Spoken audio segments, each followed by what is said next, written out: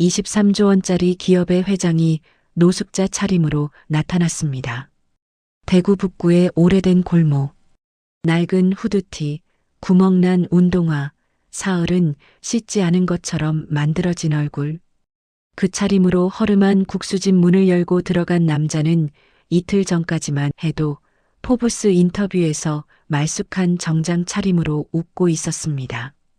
사람들이 이 장면을 봤다면 이렇게 물었을 겁니다.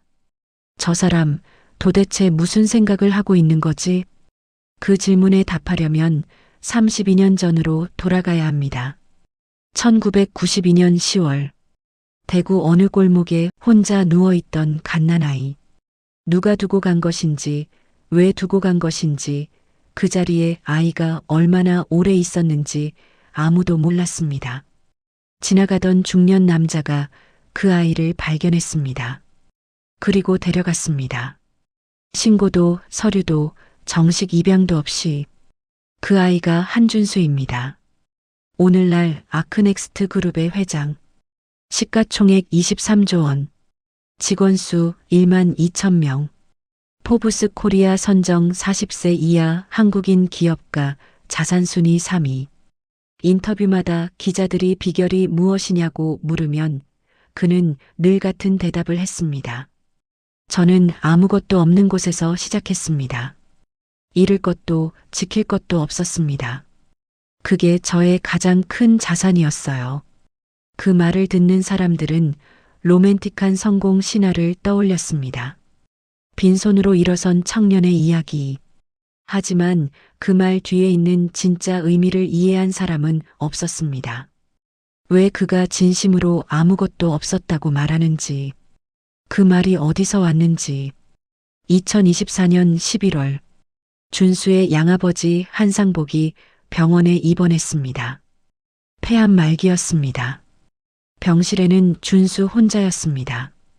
비서도 경호원도 밖에 세워뒀습니다. 아버지 손은 떨리고 있었으며 오래 침묵하고 있었습니다. 한참 후 입을 열었습니다.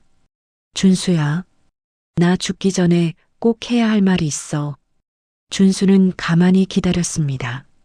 내 어미는 내가 생각하는 그런 사람이 아닐 수도 있어. 그 한마디가 준수의 32년을 흔들었습니다. 그리고 그로부터 정확히 3주 뒤 23조 원짜리 회사의 회장은 낡은 후드를 입고 대구 북구의 국수집 문을 열었습니다. 오늘 이 이야기의 끝에서 여러분은 처음으로 돌아가 모든 장면을 다시 생각하게 될 겁니다. 끝까지 함께 해주세요. 준수가 자신의 과거를 처음으로 인식한 건 7살 때였습니다. 초등학교 입학 서류를 준비하던 아버지 한상복이 손을 멈췄습니다. 서류 한 칸. 아버지는 그 칸을 오래 봤습니다. 그리고 비워뒀습니다. 그게 전부였으며 설명이 없었습니다. 준수도 묻지 않았습니다. 왜 묻지 않았는지 나중에 스스로도 알 수 없었습니다. 그냥 그 칸이 비어 있다는 것이 당연한 것처럼 느껴졌습니다. 원래부터 그 자리엔 아무것도 없었으니까요. 하지만 아이들은 잔인했습니다. 중학교 때였습니다. 반 아이들이 준수에게 물었습니다. 너 엄마 없지? 버려진 거지?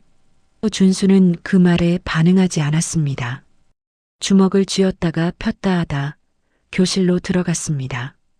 집에서 아버지에게 처음으로 물었습니다. 아빠, 나 원래 어디서 왔어? 한상복은 오래 침묵했습니다. 그리고 말했습니다. 시장 골목에 혼자 있었어.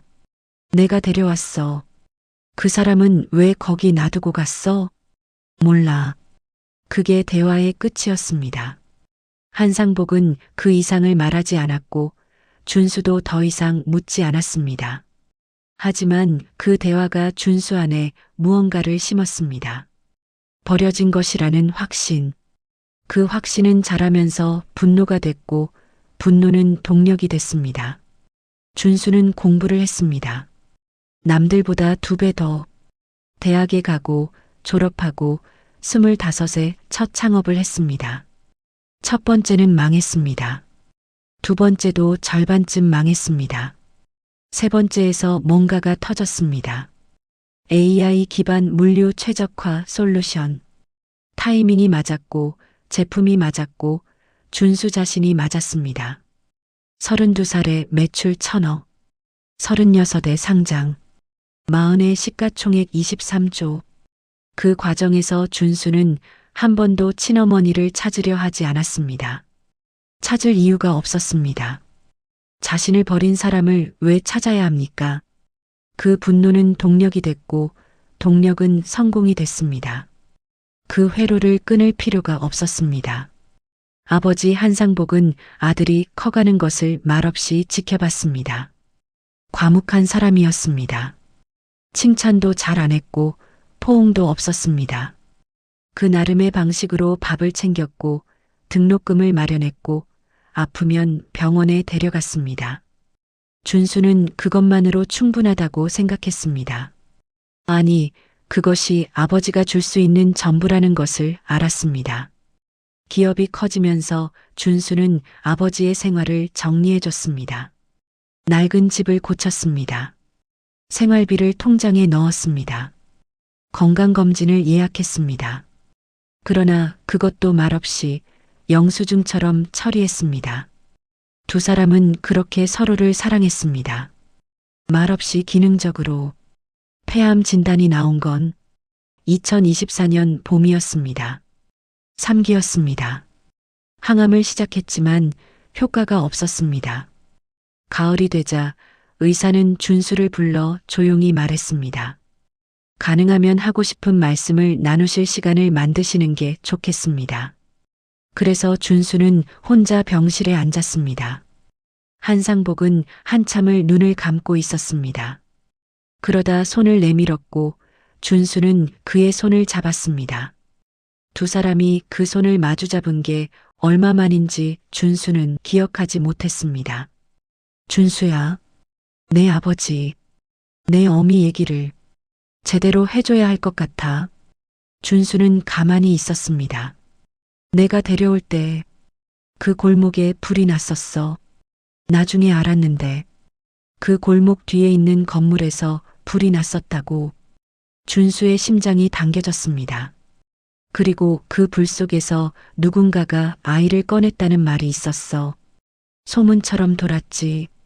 근데 그 사람이 어떻게 됐는지는 나도 몰랐어. 병원 기록도 없었고 그냥 그 사람이 아이를 꺼냈다가 다쳤다는 얘기만 들었어. 준수는 물었습니다. 그 사람이 어머니야? 한상복은 곧바로 대답하지 않았습니다. 확실하진 않아. 근데 아마도 그 사람이 대구에 살고 있을 거야. 왜 이제 말해? 그 질문은 차갑게 나왔습니다. 준수가 의도한 온도가 아니었지만 말이 나오고 나서야 알았습니다. 한상복은 눈을 감았습니다. 그때는 어떻게 말해야 할지를 몰랐어. 그리고 나중엔 말하면 내가 어떻게 될지가 무서웠어. 준수는 더 묻지 않았습니다. 닷새 뒤 한상복은 눈을 감았습니다. 준수는 장례를 치렀습니다.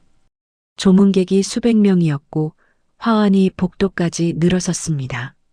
준수는 그 사람들 하나하나와 악수를 했습니다. 표정이 흔들리지 않았습니다. 오래 단련된 얼굴이었습니다. 하지만 장례가 끝난 날 밤 호텔방에 혼자 앉아서 처음으로 벽을 봤습니다. 오래 아무것도 하지 않고. 구독자 여러분, 이 이야기가 마음에 드신다면 지금 구독과 좋아요, 알림 설정 부탁드립니다. 여러분의 응원이 이 채널을 계속하게 만듭니다. 계속 이야기를 진행하겠습니다. 준수는 빠른 사람이었습니다. 감정을 처리하는 데는 느렸지만 결정을 내리는 데는 빨랐습니다. 아버지 장례가 끝나고 사흘 만에 비서실장을 불렀습니다. 개인 조사를 해야 해. 외부 탐정이 아니라 내부에서. 아무도 모르게. 비서실장은 묻지 않았습니다. 10년을 같이 일한 사람이었습니다. 준수가 아무도 모르게라고 말하면 그것이 최우선 지시라는 것을 알았습니다. 준수는 가진 정보를 줬습니다. 1992년 10월 대구 북구 시장 부근 건물 화재, 영아 구조 여성 부상자, 사흘 뒤 첫 번째 보고가 들어왔습니다. 1992년 10월 대구 북구 복개천 인근 주택 화재, 2명 사망, 4명 부상, 부상자 중 신원 확인된 3명, 신원 불명 1명, 신원 불명 부상자는 여성, 추정 나이 20대 초반, 하체 골절 및 화상으로 A병원 응급 입원.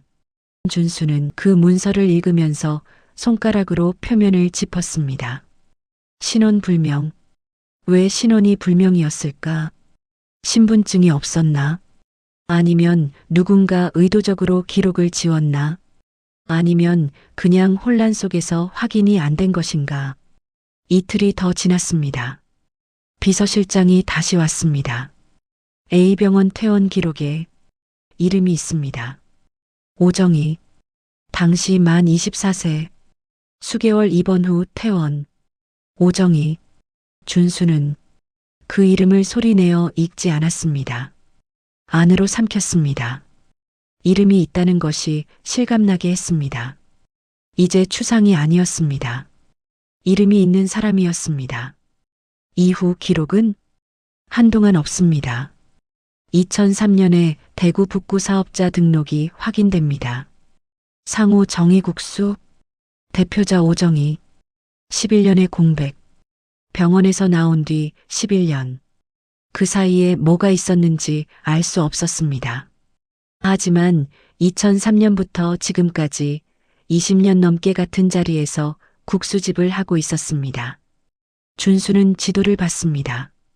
위성 사진으로 볼 수 있는 골목, 낡은 빌라들이 줄지어선 좁은 길, 그 끝에 작은 가게가 있었습니다. 주소 줘. 비서실장이 종이를 내밀었습니다.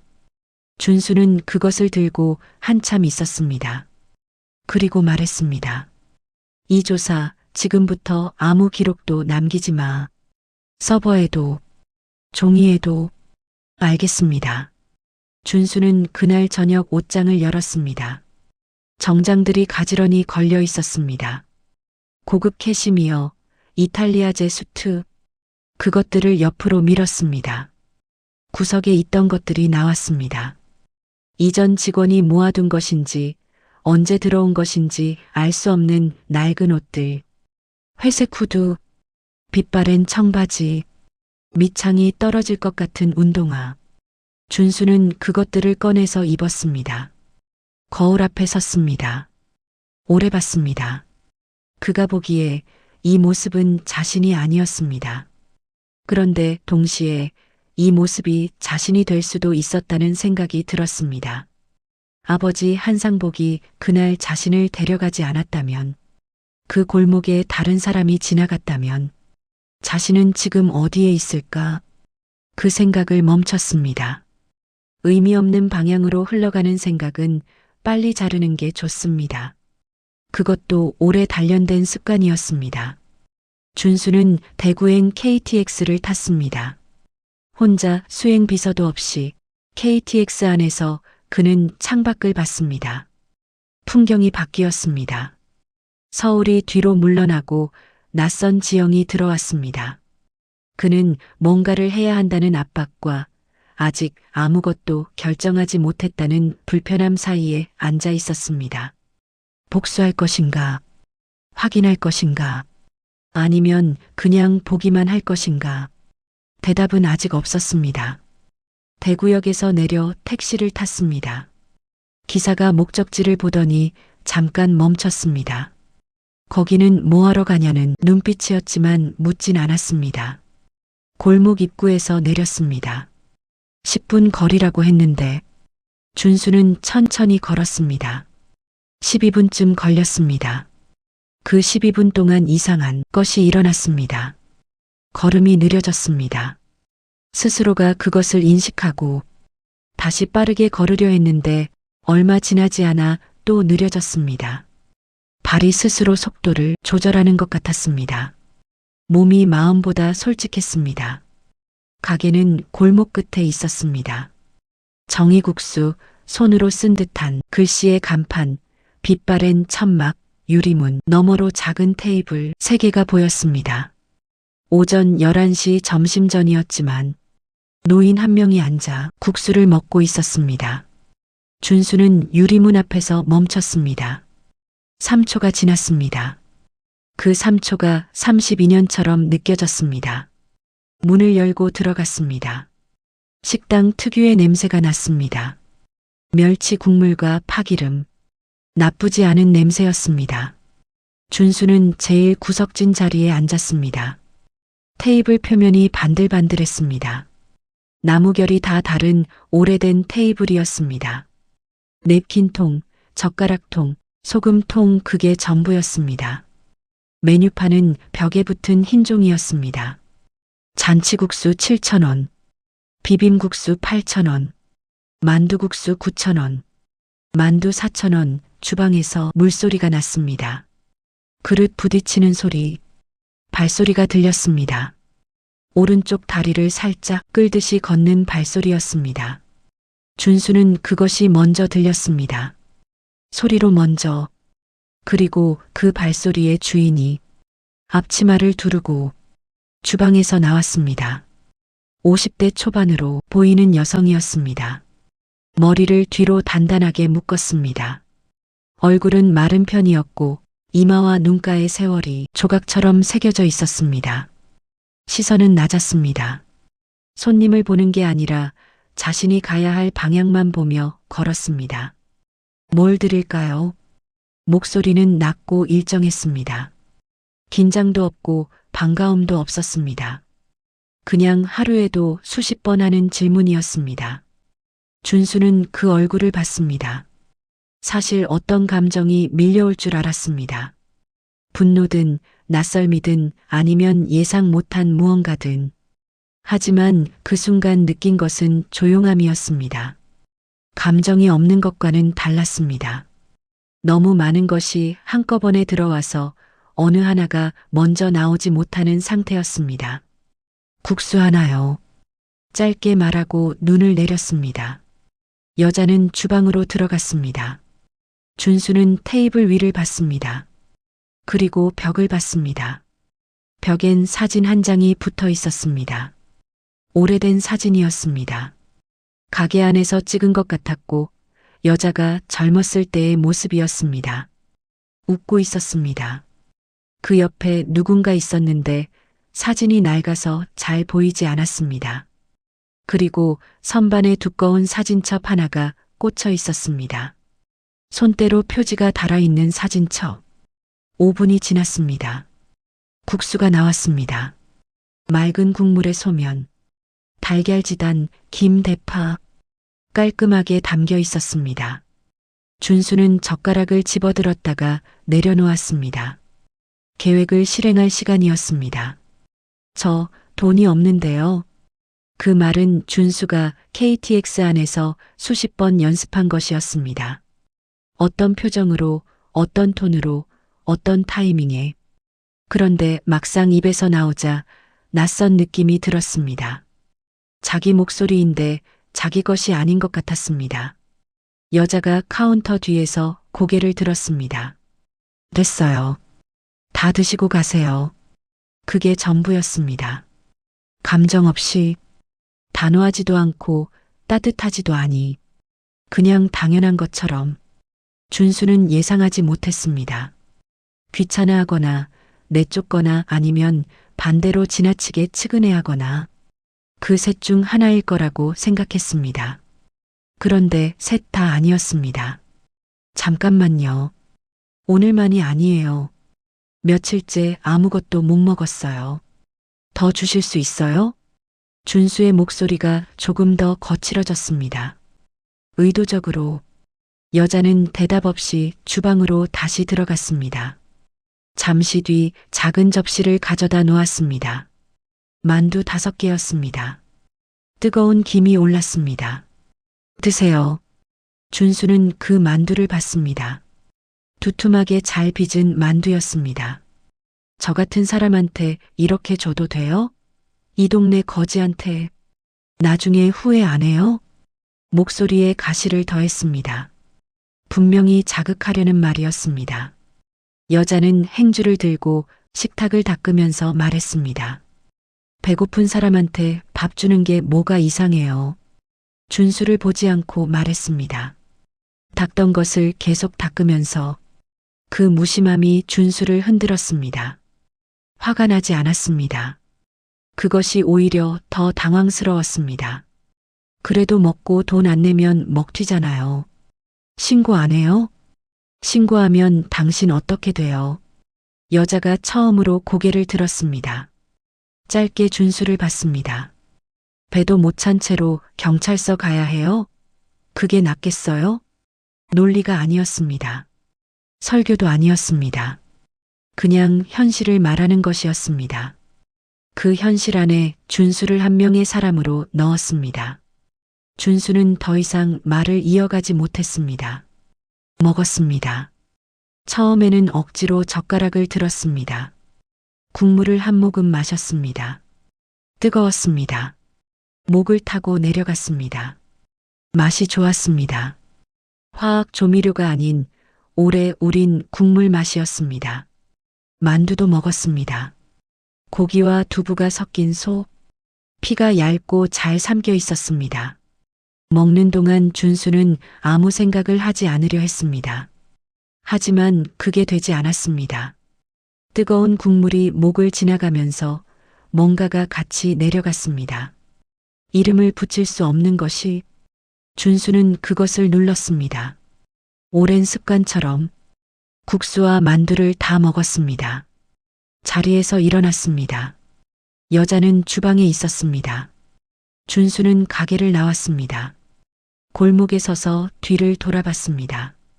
유리문 너머로 여자가 그릇을 씻는 것이 보였습니다. 뒤통수만 보였습니다. 단단하게 묶인 머리, 앞치마 끈, 그리고 오른쪽으로 살짝 기우는 자세. 준수는 그 자리에서 오래 서 있었습니다. 아무것도 결론 내리지 못한 채로 서울로 돌아오는 KTX 안에서 준수는 노트를 꺼냈습니다. 노트가 아니라 태블릿이었습니다. 그는 생각을 정리할 때 항상 적습니다. 숫자든 전략이든 감정이든 쓰면 선명해집니다. 쓰지 않으면 뒤엉깁니다. 그날 밤 그는 이렇게 적었습니다. 예상과 달랐다. 어떤 점이 달랐는지 아직 분석이 안 된다. 다시 가야 한다. 그게 전부였습니다. 그 이상은 쓸 수 없었습니다. 다음 날 출근했습니다. 회의가 3건이었습니다. 임원들이 조심스러워했습니다. 대표가 2주 가까이 나타나지 않다가 돌아왔습니다.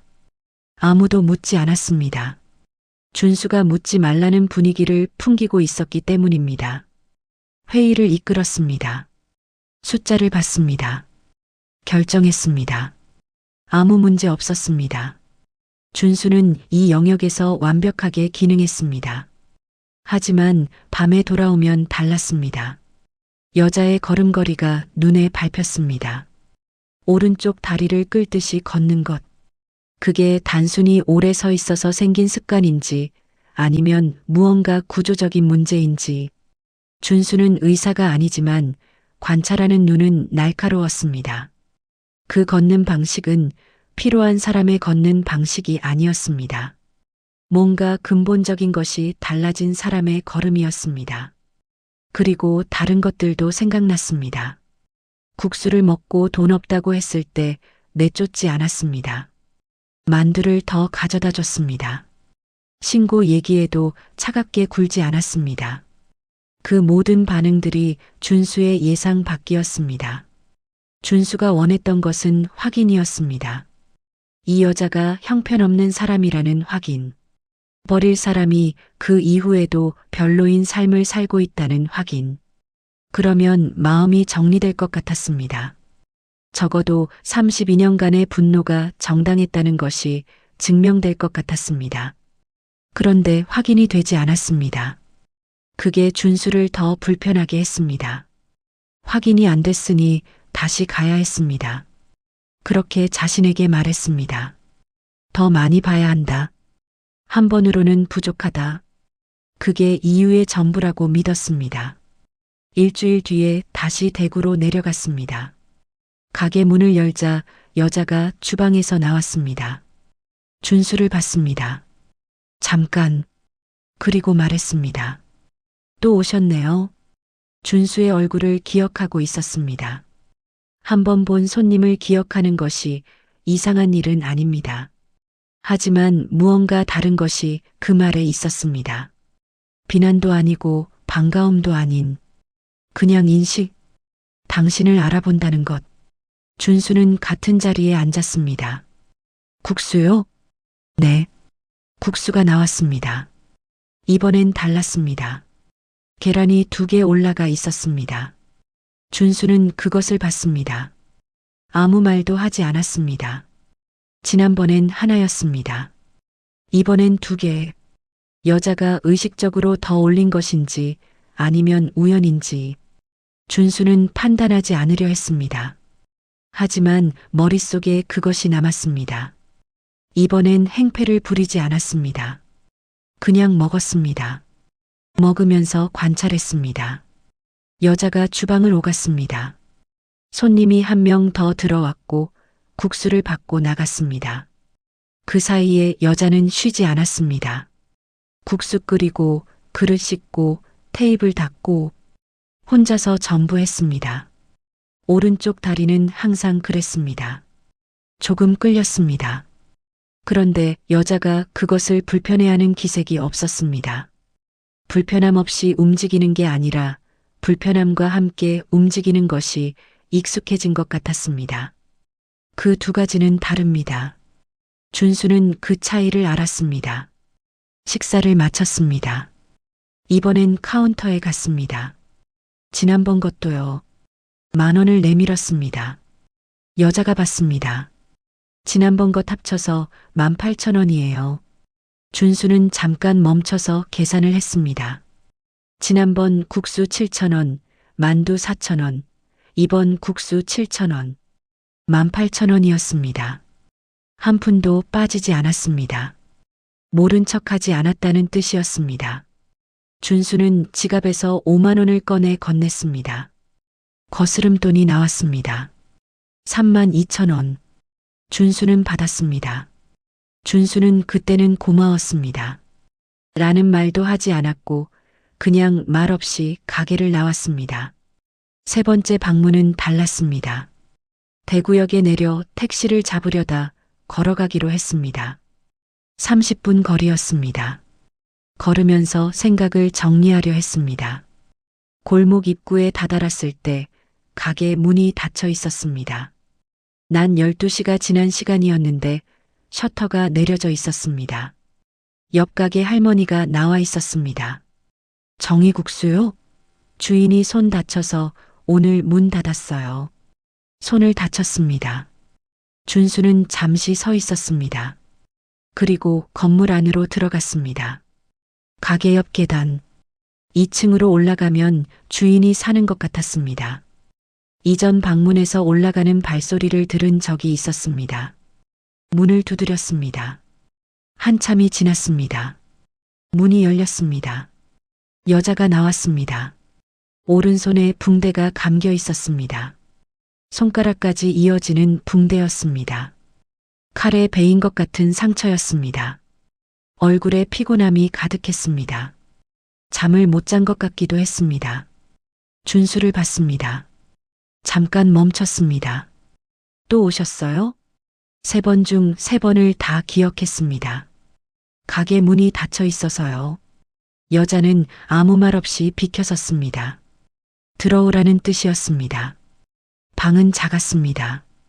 처음에 들어갔을 때 이 공간에 사람이 사는구나 하는 생각보다 이 공간에서 사람이 버티는구나 하는 생각이 먼저 왔습니다. 그게 같은 말 같지만 달랐습니다. 싱글 침대, 작은 냉장고, 가스레인지 하나, 이불이 반듯하게 개어 있었습니다. 구석에 작은 선반이 있었고 그 위에 책 몇 권과 사진첩이 있었습니다. 사진첩. 두꺼운 앨범이 아니었습니다. 얇고 낡은 것이었습니다. 표지가 손때로 달아서 색이 발해 있었습니다. 자주 꺼내봤다는 것이 표면에 새겨져 있었습니다. 준수는 그것을 보지 않으려 했습니다.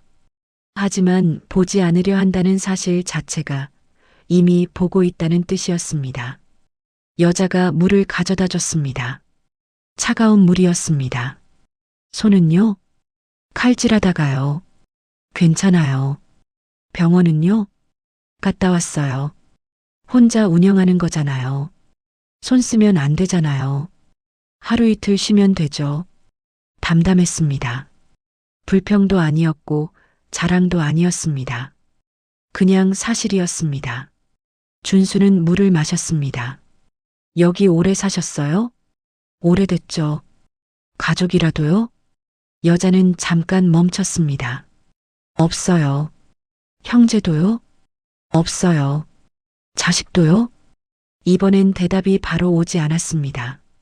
여자는 창밖을 봤습니다. 좁은 창 너머로 골목이 보였습니다.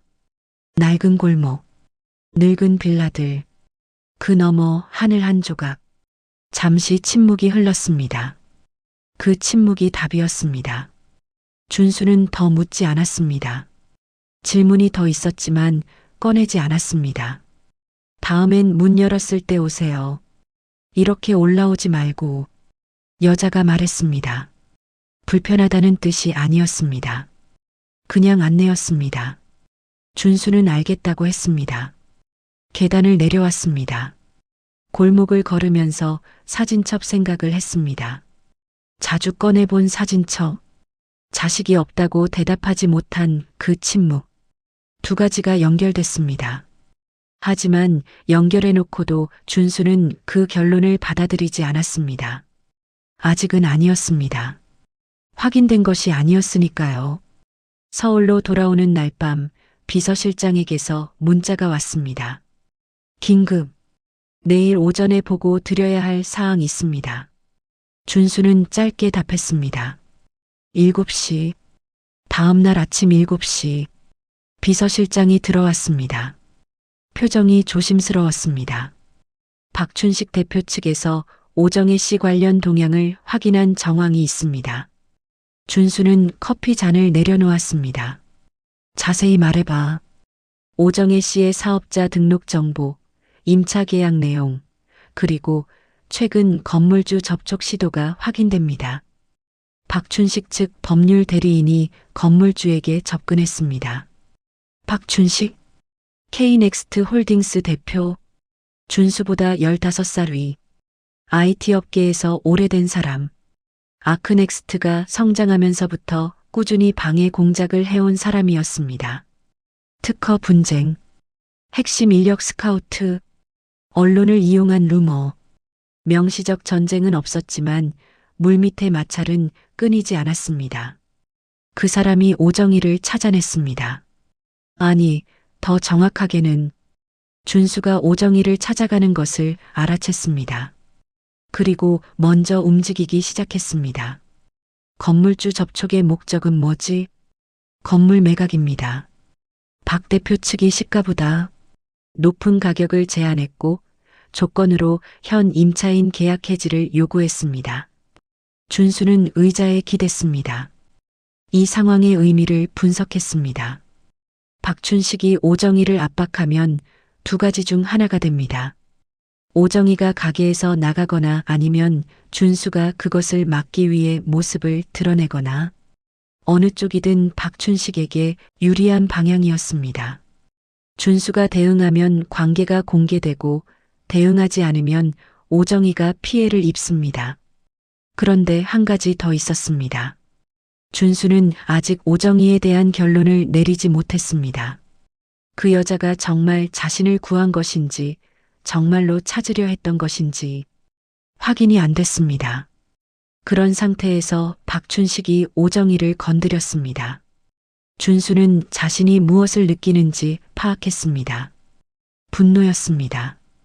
오정희를 위한 분노인지 아니면 박춘식이 자신의 판을 건드린 것에 대한 분노인지 그것은 구분이 안 됐습니다. 섞여 있었습니다. 건물 매각 요청에 대응해 별도 법인으로 아크넥스트 이름은 나오면 안 돼. 건물주가 원하는 것보다 더 높은 가격을 제시해. 조건은 하나. 현 임차인 계약 유지. 비서실장이 적었습니다. 그리고 오정혜 씨 주변에 혹시 박춘식 측 사람이 접근하면 즉시 보고해. 알겠습니다. 비서실장이 나갔습니다. 준수는 창밖을 봤습니다. 서울 중심가가 보였습니다. 도로, 건물, 사람들. 이 도시에서 그는 모든 것을 통제할 수 있었습니다. 회사를 키웠고 판을 짰고 경쟁자들을 이겼습니다. 그런데 대구 북구의 좁은 골목, 낡은 국수집 하나를 지키는 것이 지금 자신이 하는 가장 중요한 일이 됐습니다. 그 사실이 이상하게 느껴지지 않았습니다. 그것이 더 이상했습니다. 이틀 뒤 비서실장에게서 보고가 들어왔습니다. 박춘식 측이 금액을 올렸습니다. 준수 측 법인도 올렸습니다. 박춘식이 또 올렸습니다. 이것은 단순한 부동산 거래가 아니었습니다. 두 사람이 서로 알고 있었습니다. 누가 누구의 법인인지 말없이 진행되는 의지의 충돌이었습니다. 사흘째 되던 날 건물주가 준수 측 법인을 선택했습니다. 가격이 이유이기도 했고 임차인 계약 유지를 보장하는 조건이 이유이기도 했습니다. 건물주 입장에서 오래된 세입자를 내보내는 것은 꺼림칙한 일이었습니다. 준수 측이 그 지점을 건드렸습니다. 건물 매각이 완료됐습니다. 오정희는 아무것도 몰랐습니다. 임대인이 바뀌었다는 서면 통보를 받았을 뿐이었습니다. 그리고 새 임대인 측에서 임차 조건 유지 확인서가 왔습니다. 오히려 임대료가 조금 낮아진 조건이었습니다. 오정희는 그 서류를 받고 어떤 반응을 보였을까? 준수는 그것을 알 수 없었습니다. 그리고 박춘식이 다음 카드를 꺼냈습니다. 한 온라인 매체에 기사가 올라왔습니다. 제목은 이랬습니다. 아크넥스트 한준수 대표, 대구 잦은 방문, 사생활 관련 의혹 내용은 구체적이지 않았습니다. 준수가 대구를 반복 방문했다는 것, 특정 골목을 다녀갔다는 것, 그 이상이 없었습니다. 하지만 그것으로 충분했습니다. 댓글에서 추측이 시작됐습니다. 비자금? 숨겨둔 가족? 사업 관련 비밀 접선? 준수는 그 기사를 열어봤습니다.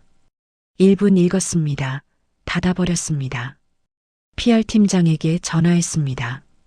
인터뷰 잡아. 어떤 매체로요? 세 곳. 큰 경제지, 주간지, 방송 하나. 다 달라야 해. 내용은요? 직접 말할게. 그냥 자리 잡아줘. PR팀장이 잠깐 침묵했습니다. 어떤 방향으로 준비해 드릴까요? 방향은 내가 정해. 너는 일정만. 끊었습니다. 준수는 의자에 앉아서 천장을 봤습니다. 이제 숨길 수 없게 됐습니다. 아니, 정확하게는 숨길 필요가 없어졌습니다. 처음에 대구로 갔을 때 그는 혼자 확인하고 혼자 결론 내리고 혼자 정리할 생각이었습니다. 조용히, 아무도 모르게. 그게 자신답다고 생각했습니다. 하지만 박춘식이 그 선택지를 없앴습니다. 이제 준수는 전혀 다른 방식으로 이 이야기를 마무리해야 했습니다. 인터뷰 준비를 하기 전 준수는 한 번 더 대구로 갔습니다. 이번 방문은 목적이 달랐습니다. 확인이나 시험이 아니었습니다. 그냥 가야 할 것 같았습니다. 왜인지 설명하기 어려웠습니다. 그냥 가야 한다는 감각이 있었습니다. 가게는 열려 있었습니다. 손님이 두 테이블에 있었습니다. 여자는 주문을 받고 있었습니다. 손에 붕대가 좀 작아져 있었습니다. 준수가 들어서자 여자는 잠깐 봤습니다. 그리고 자연스럽게 시선을 손님 쪽으로 돌렸습니다. 구석 자리에 앉았습니다. 국수가 나왔습니다. 이번에도 계란 2개. 이제 그것이 준수의 국수가 됐습니다. 언제부터인지 그게 기본이 됐습니다. 묻지 않아도 먹으면서 가게를 다시 봤습니다. 벽에 붙은 사진, 선반의 사진첩, 손으로 쓴 메뉴판, 그리고 가게 한쪽 구석에 작은 달력이 걸려 있었습니다. 날짜들이 줄줄이 지나가 있었습니다. 10월이었습니다. 10월, 준수가 태어난 달이었습니다. 달력의 한 날짜에 동그라미가 쳐져 있었습니다. 멀어서 날짜는 보이지 않았습니다. 무슨 날인지 알 수 없었습니다. 손님들이 하나씩 나갔습니다. 가게가 비었습니다. 여자가 테이블을 닦기 시작했습니다. 하나, 둘, 셋. 준수 옆 테이블까지 왔습니다. 그때 여자가 멈췄습니다. 몸은 좀 어때요? 준수는 무슨 말인지 처음엔 이해 못했습니다. 얼굴이 많이 안 좋아 보여서요. 오늘, 준수는 거울을 본 게 오늘 새벽이었습니다. 그때도 별로였습니다. 며칠째 잠을 제대로 못 잤습니다. 박춘식 건도 있었고, 인터뷰 준비도 있었고, 그 이외의 것들도 있었습니다. 괜찮아요. 짧게 답했습니다. 여자는 닦던 것을 계속 닦았습니다. 그리고 주방으로 들어갔습니다. 잠시 뒤 나왔습니다. 물 한 잔을 들고 차갑지 않은 물이었습니다. 미지근하거나 따뜻한 테이블에 놓았습니다. 국수 드시고 나서는 차가운 것보다 이게 나아요. 준수는 그 물을 받습니다. 아무 말도 하지 않고 받아들었습니다.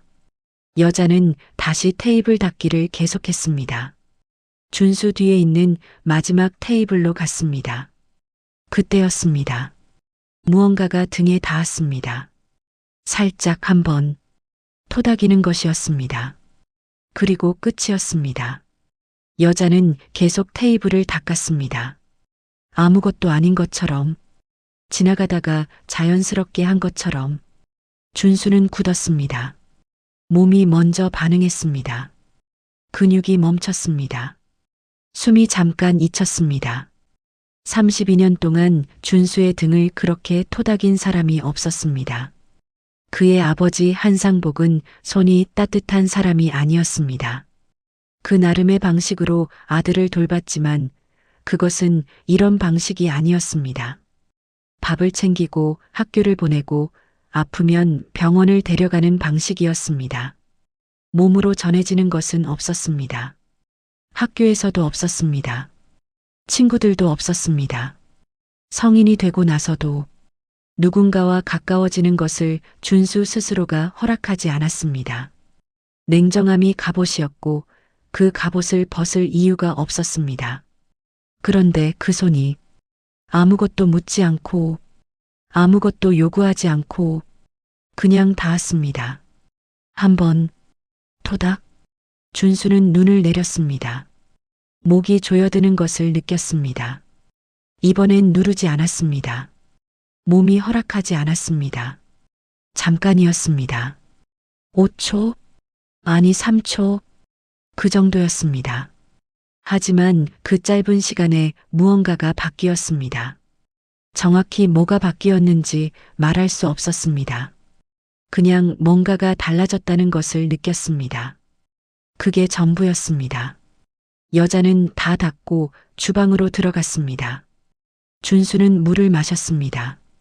따뜻한 물이었습니다. 천천히 마셨습니다. 일어나서 카운터에 돈을 두었습니다. 국수가. 여자는 주방에서 나오지 않았습니다. 준수는 가게를 나왔습니다. 골목 초입에 서서 잠깐 하늘을 봤습니다. 10월 오후의 하늘이었습니다. 푸르고 높았습니다. 그는 전화를 꺼냈습니다. 비서실장에게 문자를 보냈습니다. 인터뷰 준비 시작해. 그날 밤 서울로 돌아오자마자 비서실장이 기다리고 있었습니다. 추가 자료가 나왔습니다. A4 용지 2장이었습니다. 비서실장은 그것을 테이블에 올려놓고 나갔습니다. 준수는 혼자 그 자료를 읽었습니다. 1992년 대구 북구 화재. 당시 소방서 보고서. 기밀이 아니었지만 행정기록 창고에 묻혀 있던 것이었습니다. 비서실 인력이 직접 찾아낸 것이었습니다. 구조인원 민간인 1명, 여성 추정, 자력 탈출 불가 영아 1명을 건물 외부로 이동시킨 후 재진입 시도 중 건물 일부 붕괴로 낙하 충격 및 복합 골절 발생. 준수는 그 문장에서 멈췄습니다. 재진입. 한번 꺼냈습니다. 아이를 골목에 내려놓고 다시 건물로 들어가려 했습니다. 왜 다시 들어가려 했는지는 기록에 없었습니다. 아니면 자신의 물건을 가지러 간 것인지 이유는 알 수 없었습니다. 하지만 사실은 분명했습니다. 아이를 골목에 놔두고 간 것이 아니었습니다. 골목까지 아이를 데리고 나온 것이었습니다. 불 속에서. 그리고 다시 들어가다가 건물이 무너졌습니다. 그 충격으로 하체를 다쳤습니다. 대퇴골과 경골의 골절. 수술했지만 완전 회복이 안 되는. 준수는 또 다른 용지를 받습니다. A병원 응급기록. 오정희. 당시 24세. 입원 기간 수개월. 수술 2회. 재활치료 기간 포함 총 입원 기간 8개월.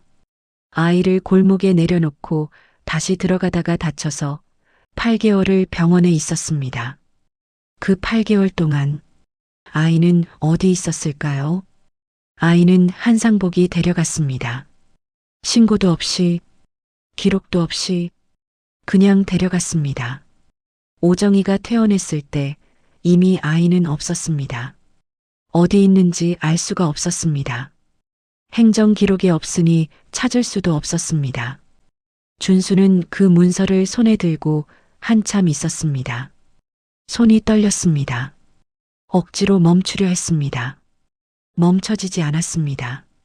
32년 동안 키워온 질문이 있었습니다. 왜 나를 버렸습니까? 그 질문이 지금 이 순간 완전히 다른 형태로 돌아왔습니다. 버린 것이 아니었습니다. 꺼낸 것이었습니다. 불 속에서. 다시 들어가다가 다리가 부서지면서도. 그리고 오른쪽 다리를 끌며 걷는 여자가 20년 넘게 같은 골목에서 국수를 팔았습니다. 정의국수? 준수는 그 이름을 다시 생각했습니다. 자신의 이름이 준수인 것처럼 가게 이름이 정의국수인 것은 그냥 그 여자의 이름을 붙인 것입니다. 근데 왜 그렇게 했을까요? 국수집에 자기 이름을 붙이는 사람은 많지 않습니다. 상호는 보통 다른 이름을 씁니다. 구미를 당기거나 기억되기 좋은 이름을. 하지만 그 여자는 자기 이름을 붙였습니다. 그리고 자식이 없냐는 질문에 대답하지 않았습니다. 그리고 10월의 달력, 어느 날짜에 동그라미를 쳤습니다. 그리고 자주 꺼내본 사진첩을 선반에 뒀습니다. 준수는 창밖을 봤습니다. 서울 밤하늘에 별이 보이지 않았습니다. 도심의 빛이 너무 많아서, 별이 없어서가 아니라 너무 많은 빛 때문에 보이지 않는 것이었습니다. 그는 오래 앉아 있었습니다. 아무것도 하지 않고 그냥 앉아서 밤이 깊어지는 것을 느꼈습니다. 다음 날 아침 준수는 인터뷰를 시작했습니다. 세 곳 모두 사전에 어떤 질문을 해달라는 요구를 하지 않았습니다. 준수가 할 말을 할 것이고 질문은 그 이후에 하라고만 했습니다. 경제지 인터뷰부터였습니다. 기자가 앉았습니다. 녹음기를 켰습니다. 준수는 물을 한 모금 마시고 시작했습니다. 먼저 드릴 말씀이 있습니다. 최근 저에 대한 의문스러운 기사가 하나 났습니다. 대구를 반복 방문했다는 내용이었는데요. 사실입니다. 다만 맥락이 없어서 직접 말씀드리겠습니다. 기자가 펜을 들었습니다. 저는 고아입니다. 정확히는 어렸을 때 어떤 사정으로 인해 양아버지에게 자랐습니다. 그 양아버지가 올해 가을에 돌아가셨습니다. 임종 전에 친어머니에 대한 단서를 주셨습니다. 그래서 찾아갔습니다. 기자가 잠깐 멈췄습니다. 준수는 계속했습니다. 찾아가는 과정에서 제가 친어머니에 대해 갖고 있던 생각이 틀렸다는 것을 알게 됐습니다. 1992년 화재에서 저를 구한 사람이 그분이었습니다. 그 과정에서 다리를 다쳤습니다. 이후 저를 찾으려 했지만 찾을 수 없었습니다. 이것이 제가 확인한 사실입니다. 그것이 전부였습니다.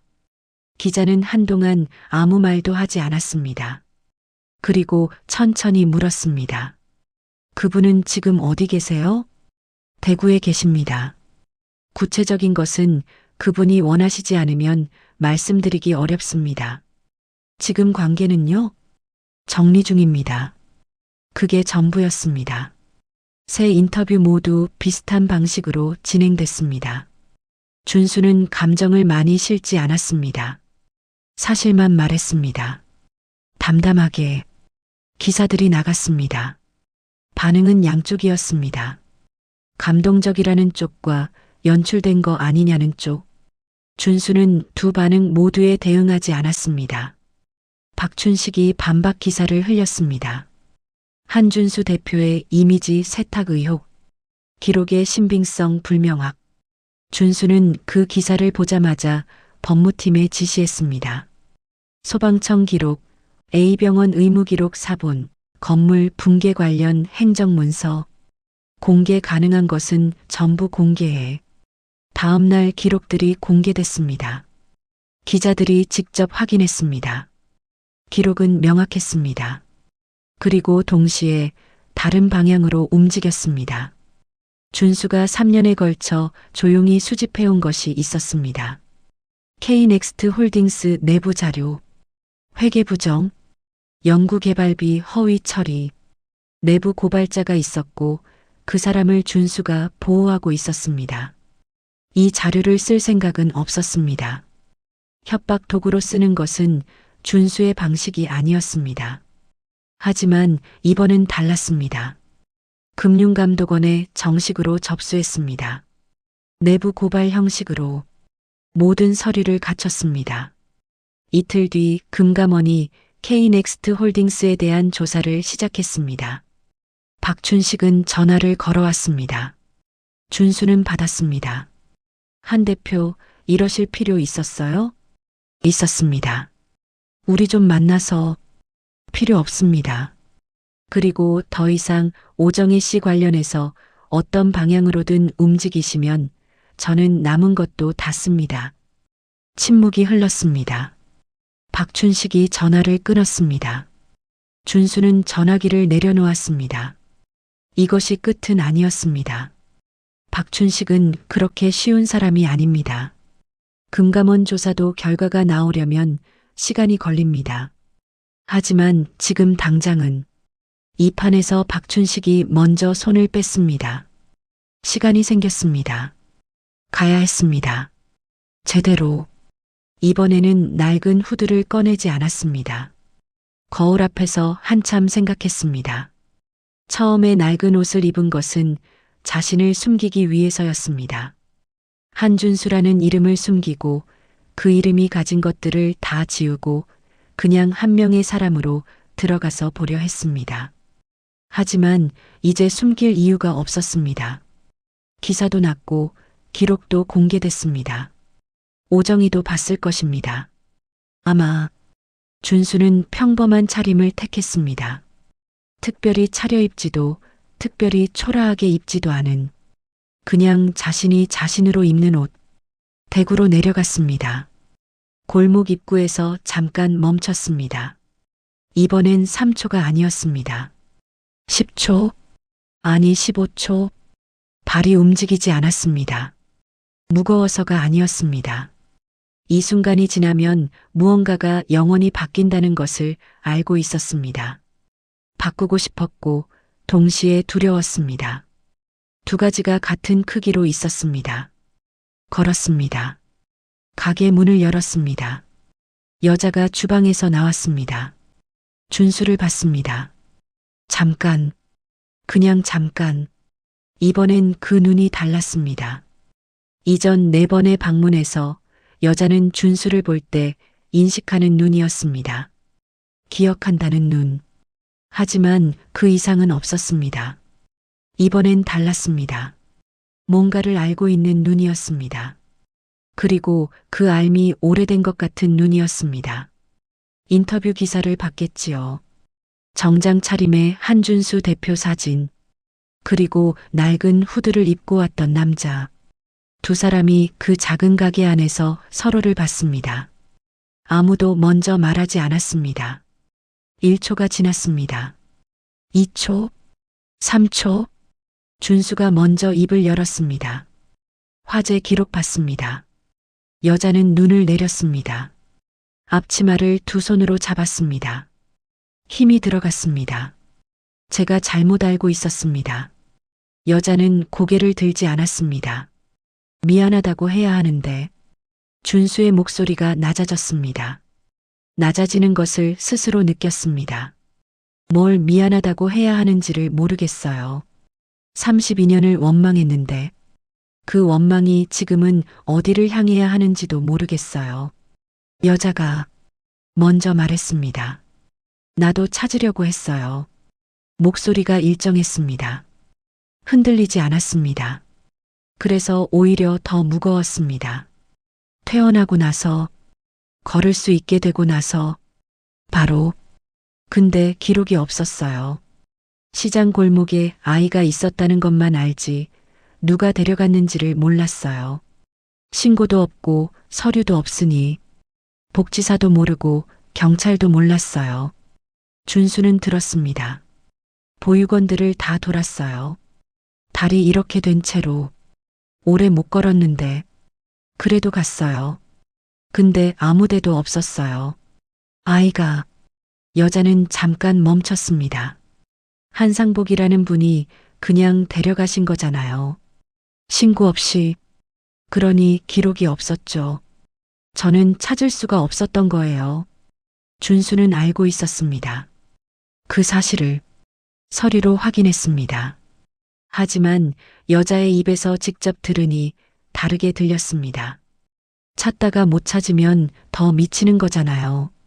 그래서 거기서 멈췄습니다. 준수는 그 문장의 끝을 채우지 않았습니다. 그래서 국수집 이름을 정의국수로 한 거예요? 여자는 대답하지 않았습니다. 그것이 대답이었습니다. 자신의 이름을 건 것. 혹시라도 누군가 찾아오면 알 수 있도록. 아니면 그냥 자신이 여기 있다는 것을 남겨두기 위해. 찾을 수 없는 아이에게 남겨두는 이름 하나. 준수는 가게를 한번 둘러봤습니다. 달력의 동그라미 날짜. 10월이었습니다. 준수가 태어난 달. 아마 태어난 날이었겠지요. 여자가 기억하는 날. 선반의 사진첩. 벽의 사진.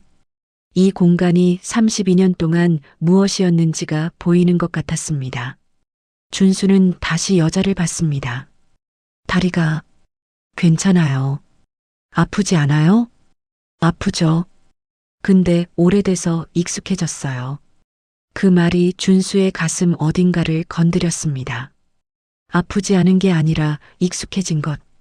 그 차이가 32년을 아팠는데 아픔에 익숙해진 것. 그것을 그냥 괜찮다고 말하는 것. 준수는 천천히 다가갔습니다. 한 걸음씩. 여자가 피하면 멈출 작정이었습니다. 여자는 피하지 않았습니다. 그냥 서 있었습니다. 앞치마를 두 손으로 쥔 채로. 준수는 여자 앞에 섰습니다. 그리고 고개를 숙였습니다. 말이 없었습니다. 어떤 말도 이 순간에 맞지 않았습니다. 여자의 손이 올라왔습니다. 천천히. 그 손이 준수의 등에 닿았습니다. 그리고 토닥였습니다. 이전과 같았습니다. 살짝 부드럽게. 아무것도 아닌 것처럼. 당연한 것처럼. 하지만 이번엔 멈추지 않았습니다. 준수는 굳어 있었습니다. 그러다가 무너졌습니다. 소리가 없었습니다. 어깨만 움직였습니다. 그게 전부였습니다. 하지만 그것이 전부인 사람이 있습니다. 전부를 보여주는 방식이 사람마다 다릅니다. 여자도 울지 않았습니다. 손만 계속 움직였습니다. 토닥, 토닥, 토닥. 그 작은 국수집 안에서 그 소리가 오래된 모든 것들 위에 내려앉았습니다. 그 이후의 이야기는 생각보다 조용했습니다. 드라마처럼 극적인 상봉 장면이 언론에 나간 것도 아니었습니다. 준수가 오정희를 서울로 데려와 큰 집에 살게 했다거나 그런 것도 없었습니다. 준수는 오정희를 서울로 데려가려 하지 않았습니다. 오정희도 원하지 않았습니다. 대구 북구의 그 골목에 오정희의 20년이 있었습니다. 낡은 테이블과 손으로 쓴 메뉴판과 손때 묻은 사진첩과 10월에 동그라미 쳐진 달력과 그것을 접는다는 것은 그 20년을 지운다는 것이었습니다. 그럴 수 없었습니다. 대신 달라진 것들이 있었습니다. 가게 뒤 주방이 새로 됐습니다. 환기도 좋아졌고 화구도 좋아졌습니다. 오정희는 처음엔 거절했습니다. 준수는 말하지 않고 그냥 시켰습니다. 오정희는 그것을 알면서도 받아들였습니다. 오른쪽 다리를 전문 병원에서 다시 진단받았습니다.